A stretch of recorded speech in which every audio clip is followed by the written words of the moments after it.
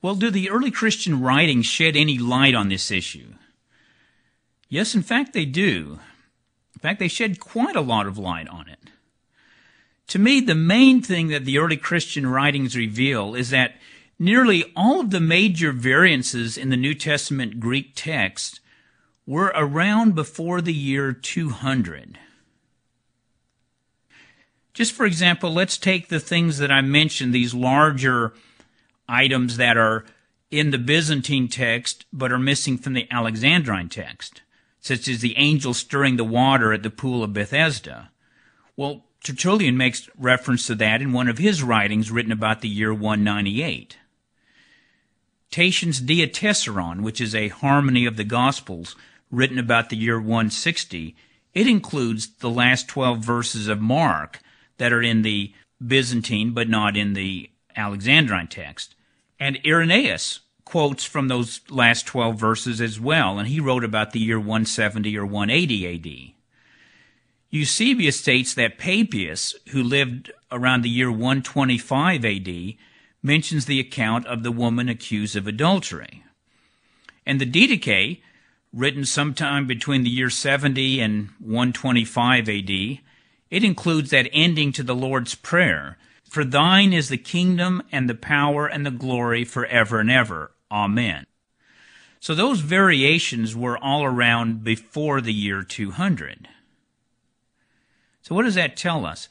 Well, back to our original question, did God inspire every person who made a copy of one of the New Testament books to ensure that no mistakes were made in the process of copying?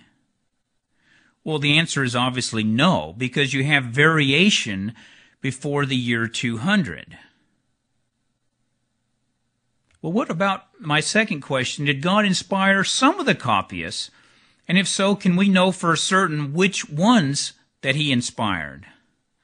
Now, of course, I can hardly say for certain that he didn't inspire any copyists, but I can say for a certainty that the early Christians never claimed that he had. So if we claim that he inspired the copyists, then we're making a claim that the people closest to the apostles never made. And if he had inspired one of the copyists but not the other ones, the early Christians had no way of knowing which was the inspired and which one wasn't, which was the original and which was an error. So is it reasonable to think that we, living 1800 or 1900 years later, know something that the Christians who lived right after the apostles didn't know? And they certainly had access to hundreds of manuscripts that were just one generation or two removed from the apostles that are no longer in existence today.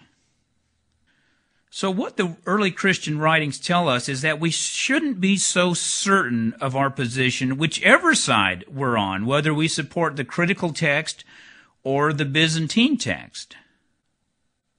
We don't have any business making dogmatic claims because the very people who are in a position to make such dogmatic claims never made any. I mentioned that these variations that are found in the Byzantine text can be found in writings before the year 200. On the other hand, you can find quotations before the year 200 that fit the Alexandrine text. For example, Tertullian wrote a lengthy discussion of the Lord's Prayer going passage by passage, and he never mentions, "For thine is the kingdom, the power, and the glory forever and ever." It's in the Didache, but it obviously was not in the Bible that Tertullian used, or Cyprian, or Origen, who also wrote on this subject. I think the bottom line is we don't really know. And if God felt it was essential that we do know, he would have made certain there wouldn't have been these variations right from the beginning. Now, we can make educated guesses as to how the original autograph read based on certain principles of textual criticism, but really they're still just educated guesses. Well, what about the Byzantine text? What do the early Christian writings reveal? Well, I think anybody who has read the early Christian writings all the way through would have to honestly admit that what people call the majority text was certainly not the majority text during the first 300 years of Christianity. Because if it was, then people would have been quoting from it. This idea of, well, oh yeah, this was the Bible that was used, and that's why we don't have any early manuscripts, because they were all used and they wore out. Well, okay, that's a reasonable conjecture. But then if that were true, then all of these early Christian writers who lived in various parts of the world, who had no connection with each other than that they believed in Jesus Christ, then the majority of their quotations would have fit the Byzantine text. But the majority of their quotations do not. In fact, I have not been able, nor has any textual scholar been able, to find even one quotation from the early Christian writers that fits the Byzantine text, where that text differs both from the Western and from the Alexandrian. In other words, the early Christian writings would support either the Western or the Alexandrian, but they would not support the Byzantine, which tends to be a conflation of the two. Now again, none of the essentials of Christianity turn on these matters. These differences didn't bother the early Christians one iota.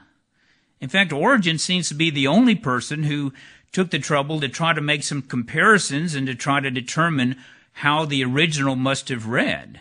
It was of little concern to most Christians because it didn't affect the fundamentals of Christianity. And where a certain text family would read a little different on something that would affect a doctrine, never does that doctrine depend upon that verse alone. It would only be one additional verse if it was in the original, but never does a doctrine turn on just one verse that can be found in one of these texts but not in another one.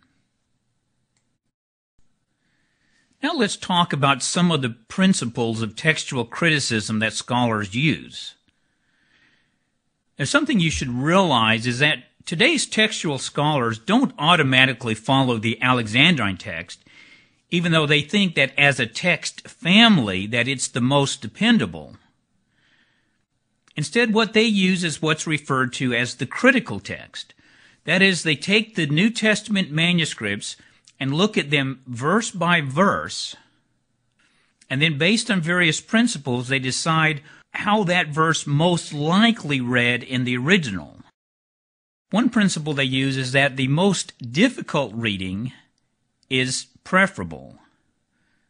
Now that would seem to go against common sense. It would seem like it should be the other way around.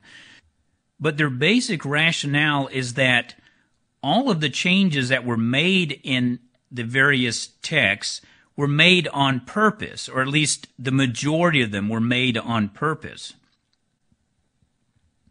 Now that may or may not be true, but given that assumption, then the more difficult rendering is preferable because nobody is going to purposely change a passage that reads very smoothly and make it read more difficultly.